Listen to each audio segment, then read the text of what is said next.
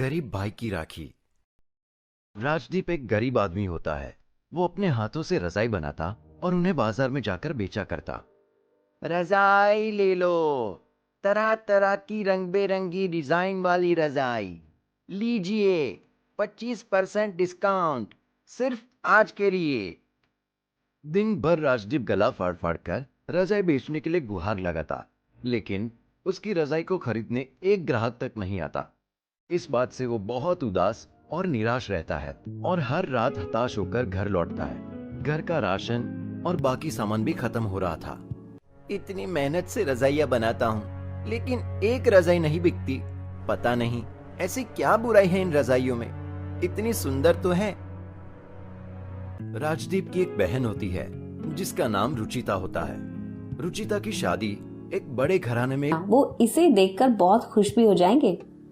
वहीं राजदीप जब कैलेंडर की तरफ देखता है, तभी रक्षाबंधन का त्योहार भी आ रहा है। पता नहीं क्या होगा इस बार। मेरे पास तो रुचिता के लिए तोहफा खरीदने तक के पैसे नहीं है। मैं क्या करूं अभी, बस कुछ समझ ही नहीं आ रहा है। नहीं, अगर मैं तोहफा नहीं खरीद पाया तो रुचिता को भी बहुत बुरा लगेगा और उसके ससुराल वालों की नजर में भी अच्छा नहीं लगेगा, शोभा नहीं देगा। मैं राखी के लिए जाऊंगा ही नहीं उसके पास। हाँ, कोई ना कोई बहाना बना दूंगा, लेकिन जाऊंगा नहीं अगर पैसे नहीं जुटा पाया तब तक। देखते हैं, और 3 दिन बचे हैं। भगवान ने चाहा तो अगर पैसे इकट्ठा हो पाए तो जरूर जाऊंगा। यहाँ आना है, याद है ना? राखी आ रही है। हाँ रुचिता, जानता हूँ जी, तो आप आइए, मैं आपकी फेवरेट जलेबियाँ और बाकी पकवान भी बनाने वाली हूँ। और आपको पता है, मैंने इस बार अपने हाथों से आपके लिए राखी बनाई है। बहुत मजा आएगा परसों। Okay bye, see you. लेकिन रुचिता, मेरी बात तो सुनो। इससे पहले कि रुचिता राजदीप की बात सुन पाती, उतने में फोन कॉल डिस्कनेक्ट हो जाता है। ना जाने क्या होगा परसों। अब बस कल का ही दिन है। अगर कल मैं पैसे नहीं जुटा पाया तो मैं चाहकर भी अपनी बहन से राखी नहीं बंधवा पाऊंगा परसों। छी, कैसा भाई है रे तू राजदीप। एक तोहफा तक नहीं खरीद सकता अपनी बहन के लिए।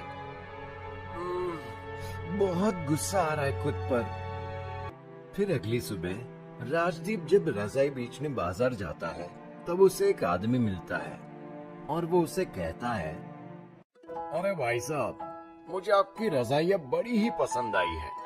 क्या आप मुझे 10 रजाई दे सकते हैं? आदमी की ये बात सुनकर राजदीप के चेहरे पर एक अलग सी चमक जग उठती है। जी, क्यों नहीं, बिल्कुल, अभी मानता हूँ 10 की 10 रजाइयाँ। राजदीप उस आदमी को 10 रजाइयाँ बेचता है और खुशी से नाचने झूमने लगता है। ये, अब मैं अपनी बहन से राखी बंधवा पाऊंगा। अब मेरी कलाई सुनी नहीं रहेगी राखी के दिन। हुर्रे! राखी का दिन आता है। राजदीप एक बड़ा तोहफा खरीदता है और सज धज कर एकदम बढ़िया से कुर्ता पहनकर रुचिता के ससुराल आता है। आइए साले साहब, कैसे हैं आप? एकदम फर्स्ट क्लास। आप सब कैसे हैं? नमस्ते काका, नमस्ते काकी। और बहन, कैसी हो तुम? आपके आशीर्वाद और प्यार के कारण एकदम खुश। आइए बैठिए। अरे वाह, बहुत ही बड़ा उपहार लाए हो राजदीप बेटा तुम तो इस बार। हाँ वही तो, चलो अच्छी बात है। भैया आप बैठिए, मैं आपके लिए स्नैक्स लाती हूँ। रुचिता स्नैक्स लाने के लिए रसोई में जाती है और नील भी अपने कमरे में एक फोन कॉल रिसीव करने जाता है।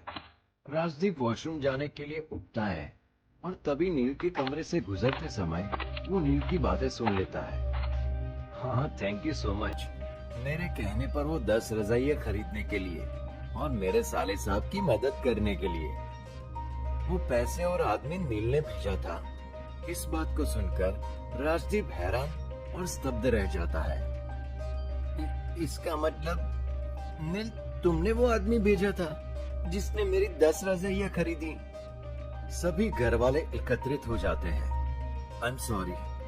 अब बात पता चल ही गई है तो और क्या छुपाऊं।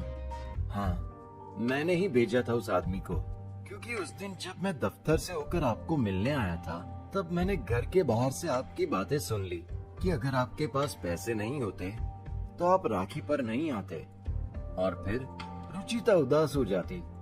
इसलिए ये सब सुनकर रुचिता भावुक हो जाती है।